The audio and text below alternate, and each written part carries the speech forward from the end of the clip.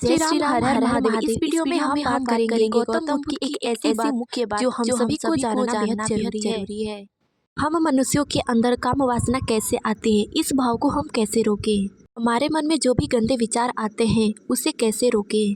तो आइए गौतम बुद्ध की स्पष्ट भाषा में एक कहानी के माध्यम से हम इस बात को जानते और समझते हैं। एक बार एक युवक गौतम बुद्ध के पास गया और बोला, हे बुद्ध, मेरे मन में हर समय काम वासना का भाव क्यों आता रहता है? मेरे मन में गंदे विचार क्यों आते हैं? मैं इस बात से अत्यधिक परेशान हूँ। अतः आप मुझे कोई मार्ग बताइए जिससे मेरे मन में कोई गलत विचार न आए तथा मैं किसी भी स्त्री को देखकर मोहित न होऊं तथा मेरे मन सदैव शांत रहे, मेरी इंद्रियां हमेशा शांत रहे। उस युवक की बात सुनकर बुद्ध मुस्कुराए और बोले, क्या तुम काम वासना का अर्थ जानते हो? सर्वप्रथम तो तुम्हें यह समझना है कि प्रत्येक जीवों के अंदर प्राकृतिक रूप से जो भी चीजें मौजूद है वह बुरी नहीं है। प्रत्येक जीवों की कुछ न कुछ जरूरतें हैं जिससे जीव अपनी जरूरतों को पूरा करता है।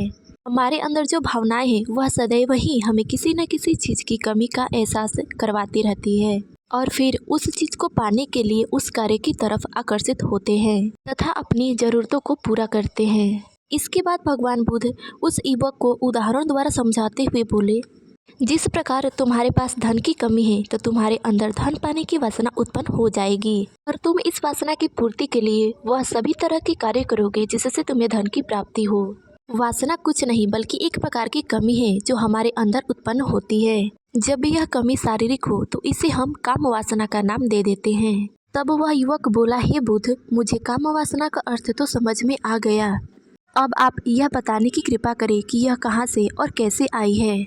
तब गौतम बुद्ध बोले, यह कहीं से नहीं आई है बल्कि यह प्रत्येक जीवों के अंदर प्राकृतिक रूप से विद्यमान है और इसका होना भी अति आवश्यक है, तभी तो मानव जाति का विस्तार होगा। तब वह युवक बोला, हे बुद्ध, जब यह हमारे अंदर प्राकृतिक रूप से ही विद्यमान है तथा जीवों के विस्तार के लिए अति आवश्यक भी है, फिर भी लोग इसे गलत क्यों कहते हैं? तब बुद्ध बोले, काम वासना गलत नहीं है बल्कि काम वासना का प्रयोग गलत तरीके से करना गलत है। काम वासना का दुरुपयोग गलत है। क्या तुम्हें पता है जानवरों के अंदर भी काम वासना होती है, लेकिन जानवर अपनी काम वासना का प्रयोग आनंद प्राप्ति के लिए नहीं करते हैं बल्कि संतान उत्पत्ति के लिए करते हैं। प्रकृति ने जानवरों को इतनी समझ नहीं दी कि वह काम वासना को अपने सुख का आधार बना सके, जबकि प्रकृति ने समस्त जीवों में सिर्फ मनुष्य के अंदर ही सही गलत का फर्क समझने की शक्ति दी है। इसी कारण मनुष्य अपनी समझ के बलबूते पर प्रकृति में पाई जाने वाली प्रत्येक वस्तुओं को अपने सुख के लिए प्रयोग करता है। हम मनुष्यों ने ही काम वासना को अपने सुख का साधन बना लिया है, जबकि प्रकृति ने हमें अपने वंश को आगे बढ़ाने के लिए, मानव जाति के विस्तार के लिए ही यह चीज दी है। लेकिन इंसानों ने इसे अपने जीवन का परम लक्ष्य बना रखा है और शारीरिक संबंध को काम वासना की पूर्ति में ही परम सुख का अनुभव करता है।